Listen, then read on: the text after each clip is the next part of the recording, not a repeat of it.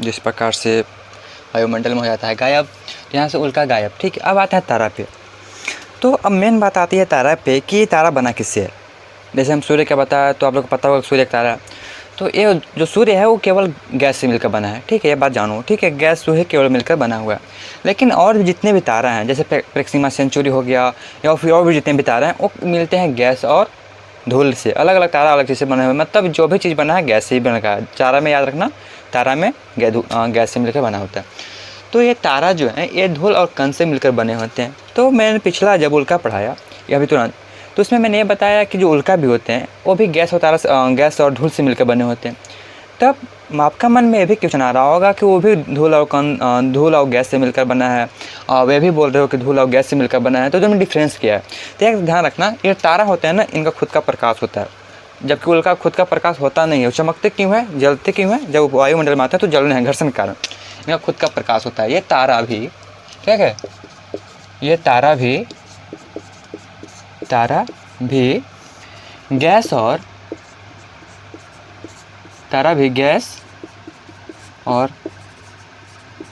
धूल से मिलकर बने होते हैं ना, मिलकर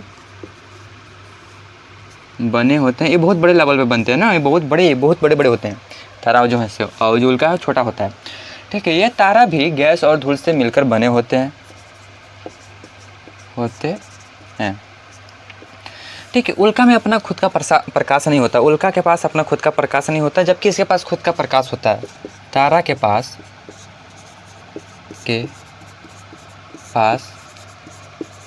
खुद का प्रकाश होता है। ठीक है, अच्छा कि जान लो कि जो तारा है, ठीक है, अगर वो हमारे वायुमंडल में आता भी है तो ये जल के पूरी तरह से ख़त्म नहीं होगा। जिस प्रकार से जो उल्का है हमारे वायुमंडल में आने के साथ वो ख़त्म हो जाता है, जल के ख़त्म हो जाता है, उस प्रकार से अगर तारा हमारे वायुमंडल में आता है तो पूरी तरह जल के ख़त्म नहीं होगा, पृथ्वी से टकराएगा। ठीक है, अच्छा सूर्य के बारे में, सूर्य भी क्या है, एक तारा ही है। सूर्य भी एक तारा है। सूर्य के बारे में ये माननीय है कि सूर्य जो है पृथ्वी के सबसे नज़दीक का तारा है, ये मानना है। ठीक है, सूर्य पृथ्वी के सबसे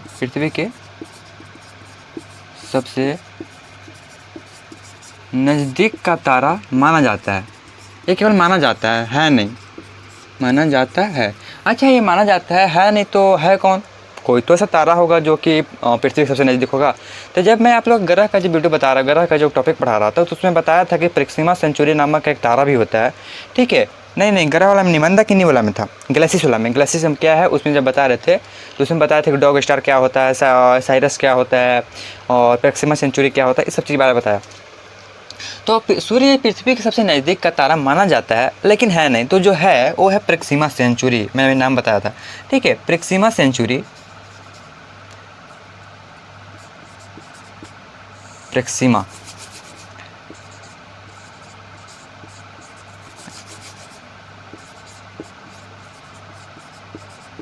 प्रेक्सिमा सेंचुरी ना, सेंचुरी ऐसे नहीं होता, सेंचुरी नहीं, गलती है, सेंचुरी होता है शायद।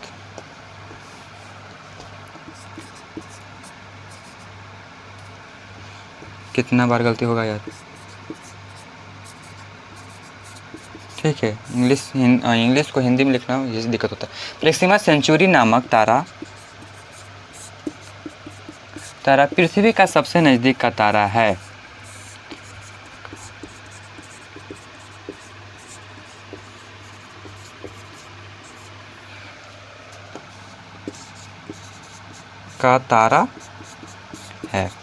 ठीक है, तो प्रेक्सिमा सेंचुरी जो है उस पृथ्वी के सबसे नज़दीक का तारा है। और तारा के बात किया जाए उष्मा, ठीक है, तारा की बात किया जाए उष्मा, तारा के पास उष्मा होते हैं कि नहीं, तो इसमें हर तारा के पास ये कह पाना कि उष्मा होता है ये ठीक नहीं है। क्या है, और मतलब सब तारा के पास उष्मा कहना ठीक चीज़ नहीं है। जैसे सूर्य भी एक तारा है तो उसके पास उष्मा तो है, काफ़ी उष्मा है, उसके जो होते हैं सतह होते हैं उस पर काफ़ी ज़्यादा उष्मा होता है, केंद्र में तो और ज़्यादा होता है। मिलियन डिग्री सेल्सियस में होता है, 15 मिलियन 16 ऐसे होता है। आपको एग्जैक्ट का वैल्यू पता करना है तो सूर्य वाला वीडियो देखो, ठीक है। तो परिक्रमा सेंचुरी नामक तारा जो है सूर्य का सबसे नज़दीक तारा हो गया। अब हम लोग थोड़ा सा बात आते हैं पृथ्वी के गति के बारे में, ठीक है। पृथ्वी के गति, ठीक है, ये छोटा मोटा चीज़ होगा, ठीक है। तो पृथ्वी की गति पढ़ने से हमें क्या पता चलता है? तो पृथ्वी की गति अगर हम लोग पढ़ते हैं तो इससे हम लोग ये पता चलता है कि दिन और रात तथा वर्ष कैसे होते हैं। कैसे मतलब कितना दिन का वर्ष कैसे हो जाता है? आप लोगों को पता होगा कि 365 दिन का एक साल होता है। इस किसको नहीं पता, सबको पता होता है, ठीक है। लेकिन आप लोगों को ये भी पता होगा कि 366 दिन का भी एक साल होता है। 4 साल के बाद एक साल आता है ना, जिसे हम लोग लीप ईयर बोलते हैं, जिसमें कि 29 फरवरी के एक दिन बढ़ जाता है, 29 फरवरी, ठीक है। आप लोग को बता दें कि जो भारत के दूसरा या तीसरा प्रधानमंत्री जो थी, कोई लेडी हैं, उनका नाम मेरे को नहीं पता, या फिर जेंट्स हैं, ठीक है, दूसरा या तीसरा है, मतलब मेरे को नाम नहीं अभी एग्जैक्ट पता।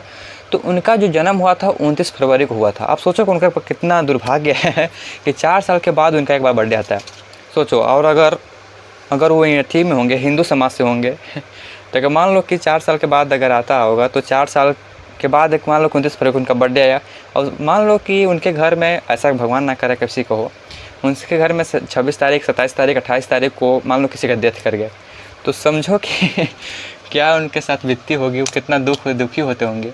एक तो उनके घर में सदस्य चला गया, और उससे भी बड़ा दुखी होते तब जब मेरा उसका बर्थडे चला गया, फिर 4 साल वेट करना है उनको, इसी प्रकार। तो देखते हैं पृथ्वी का घूर्णन गति, टॉपिक नहीं था बट चलिए हो गया। पृथ्वी का घूर्णन गति, ठीक है।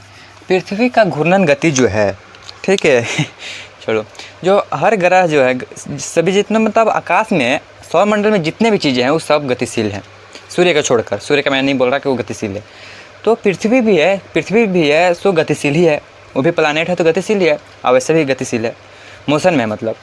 तो पृथ्वी जब मोशन में है, तो मैंने जब ग्रह का टॉपिक पढ़ा रहा था तो उसमें बोला था कि हर ग्रह के पास 2 गति होती है, एक परिक्रमण गति होता है, एक परिभ्रमण गति होती है। परिक्रमण किसको बोलते हैं? परिक्रमा, ठीक है।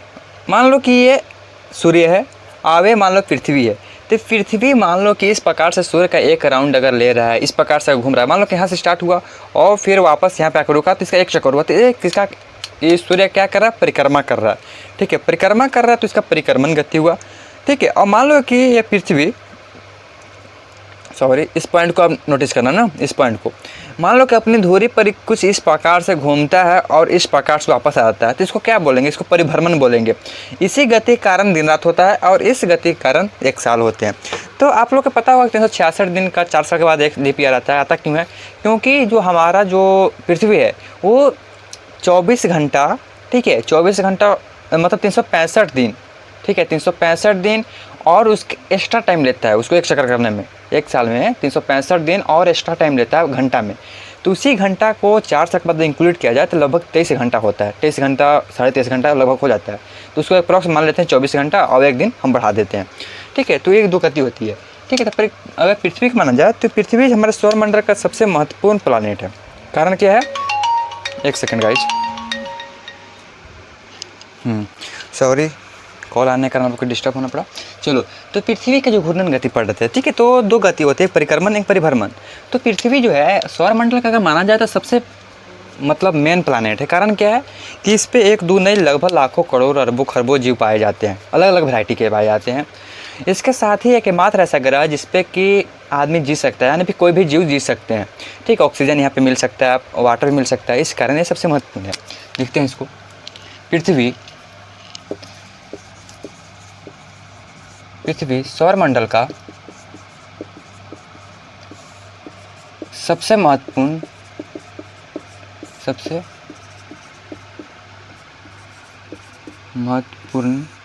ठीक है, सबसे महत्वपूर्ण ग्रह है क्योंकि यहाँ पे जीवित रहने के लिए